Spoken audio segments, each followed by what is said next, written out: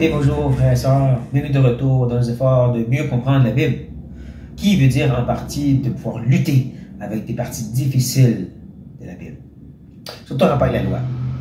Il est triste comment des fois en tant que chrétien on est rapide à dire on n'est plus sous la loi mais sous la grâce et on saute par-dessus tout l'Ancien Testament. On ne devrait pas. Parce que la loi est une expression du cœur et des pensées de Dieu. C'est une expression de sa sainteté, le fait qu'il est à part et qu'il voulait qu'Israël soit à part. On oublie que la Nouvelle Alliance inclut le fait que sa loi est écrite dans le cœur. Pas la loi cérémoniale, bien sûr, parce que Christ a accompli toutes les cérémonies et les sacrifices.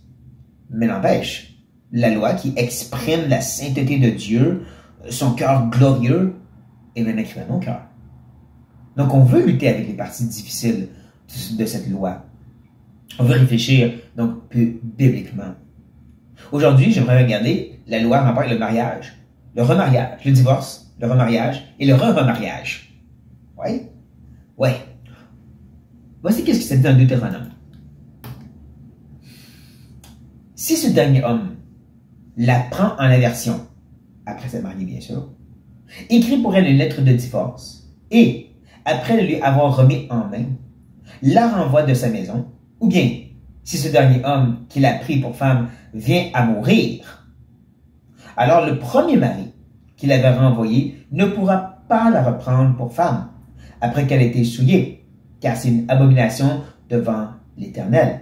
Et tu ne chargeras point de péché le pays que l'Éternel ton Dieu te donne pour héritage. Mais tu lis ça, tu dis, quoi?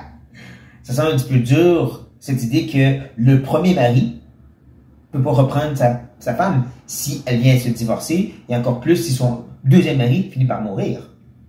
Pourquoi? Et c'est là d'avoir un petit peu de contexte historique nous aide. Dans le Moyen-Orient, lorsque les jeunes femmes se mariaient, le père donnait ce qu'on appelait une dot, un montant. Bien souvent, c'était en animaux, disons 40 vaches laitières, envers le mari qui prenait sa fille pour être sa femme. C'est pas l'idée qu'il achetait le mari, mais c'est plus l'idée qu'il pourvoyait pour sa fille. Justement, si le mari mourait et il n'y avait pas grand-chose, ben qui prendrait ça de sa fille ensuite? Ou si le mari la divorçait, elle n'avait rien. Le dot restait avec elle. Elle aurait au moins ces 40 vaches laitières par lesquelles elle pourrait survivre. Surtout si son père ensuite aussi mourait. C'est l'idée de pouvoir un coussin pour elle qu'il donnait au mari, ce dot. Et donc, dans ce processus légal de divorce, quand il écrit cette fameuse lettre de divorce, ce qui était inclus, c'est elle quitte avec ce dot. Tu l'as repoussé, elle garde ses 40 vaches laitières. Et donc, si elle se remarie, ça va avec son nouveau mari maintenant. Et c'est possible qu'avec ce nouveau mari, lorsqu'il va lui aussi lui écrire une lettre de divorce, il va leur envoyer peut-être avec un certain don. Il va dire, regarde, tes 40 vaches, t'es pas assez pour survivre, je me sens mal, je te donne plus. Et c'est là que c'est peut-être temps pour le premier mari de dire, hey, si je la reprends, je vais avoir plus. Surtout si ce mari, ce deuxième homme, ce deuxième mari meurt. Donc tout l'héritage maintenant lui appartient à elle. Encore plus dans le temps pour ce premier mari. N'oubliez pas, il l'a pris en aversion, cette femme. Il y a un moment où il a dit, je te veux plus. Ah, mais là, tu as plein de choses, je te reveux. C'est ça que Dieu voulait protéger. Protéger la femme. Je crois que c'est ça que Dieu appelle une abomination en passant. Parce que Dieu, bien souvent, parle de l'abomination dans le sens d'abuser des gens, les veuves, les orphelins, de profiter du monde. Voilà, les balances qui sont pas bien mesurées, des choses comme ça.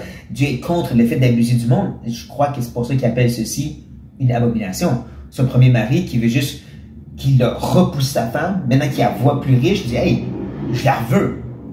Parce que quand elle devient ma femme, je reprends l'autorité, je reprends les choses. C'est moi qui le contrôle. Et Dieu dit ça serait une abomination. Maintenant, c'était dérangeant l'aspect qu'elle a été souillée. Parce que nous, on a toujours l'idée de souiller, c'est dégueulasse. C'est péché. Pas nécessairement. L'idée de souiller, c'est comme quand la femme a des menstruations, elle est souillée. C'est pas un péché.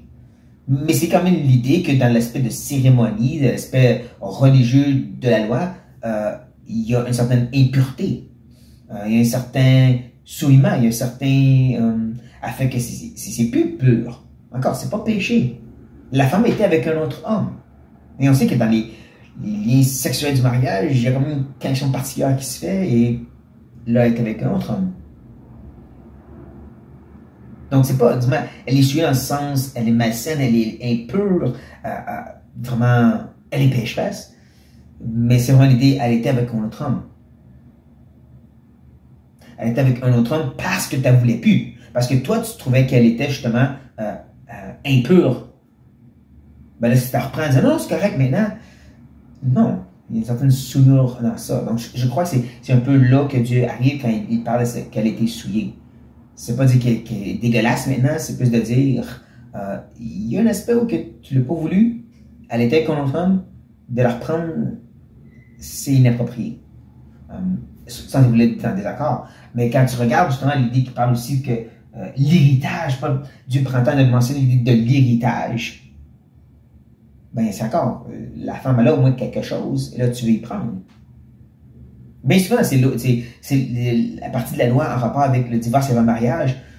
Quand tu lis attentivement, tu connais les coutumes du temps, tu vois que c'est que Dieu protégeait les femmes selon le contexte dans lequel justement c'était vraiment dominé et écrasant envers les femmes. Mais bon, j'espère que ceci vous a au moins encouragé à plus lutter avec cette merveilleuse loi que Dieu a donnée, de mieux comprendre ce que Dieu a dit, et que c'était une bénédiction pour vous, vous poussant à plus étudier. Ceci dit, frères et sœurs.